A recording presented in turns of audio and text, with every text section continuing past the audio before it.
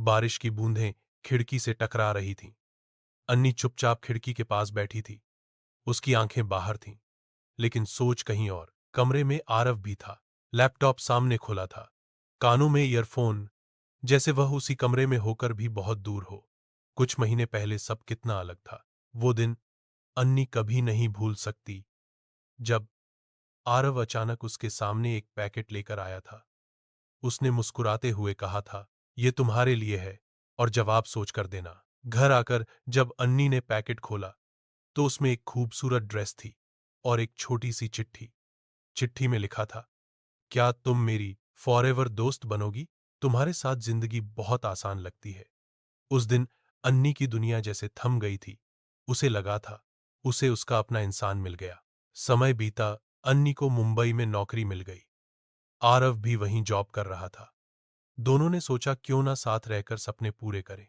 शुरुआत बहुत खूबसूरत थी। साथ में खाना बनाना, रात को छत पर बैठकर बातें करना, भविष्य के सपने देखना। लेकिन धीरे धीरे सपनों की जगह जिम्मेदारियां आ गईं। अन्नी शादी की बात करती, आरव कहता, "अभी नहीं, पहले थोड़ा और सेट हो जाए।" अन्नी समझती रही, लेकिन हर बार वही जवाब। अब बातें कम होने लगीं। एक ही घर में रहते हुए भी दोनों के बीच दूरी बढ़ने लगी। एक शाम, जब बाहर बिल्कुल आज जैसी बारिश हो रही थी, अन्नी ने धीरे से पूछा, "आरव, अगर मैं चली जाऊं तो क्या तुम्हें फर्क पड़ेगा?" आरव ने स्क्रीन से नजर हटाए बिना हल्का सा हंसकर कहा, "तुम भी ना बेवजह के सवाल पूछती हो।" वो हंसी मजाक जैसी थी, लेकिन अन्नी के दिल में कुछ टूट गया। उसे समझ आ गया, जिस सवाल को कोई हल्के में ले ले, उस रिश्ते की अहमियत भी शायद हल्की हो चुकी है। उस रात अन्नी बहुत रोई, लेकिन सुबह उसकी आंखों में आंसू नहीं थे। उसने अलमारी खोली, कुछ कपड़े बैग में रखे, पुरानी चिट्ठी हाथ में आई जिसमें लिखा था, फॉर एवर। वो हल्का सा मुस्कुराई और बोली, "शायद कुछ चीजें फॉर एवर नहीं होती, सिर्फ एक खूबसूरत याद बन जाती हैं।"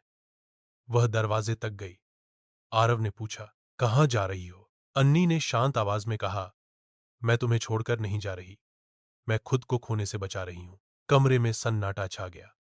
पहली बार आरव के पास कोई जवाब नहीं था। बारिश फिर तेज हो गई, लेकिन इस बार अन्नी के कदम रुक नहीं रहे थे, क्योंकि कभी कभी रिश्ता बचाने से पहले खुद को बचाना जरूरी होता है, और अधूरे रिश्ते से बेहतर है खुद के पास लौट जाना। दोस्तों, अगर आप पार्ट 2 देखना चाहते हैं तो कमेंट में पार्ट 2 लिखें।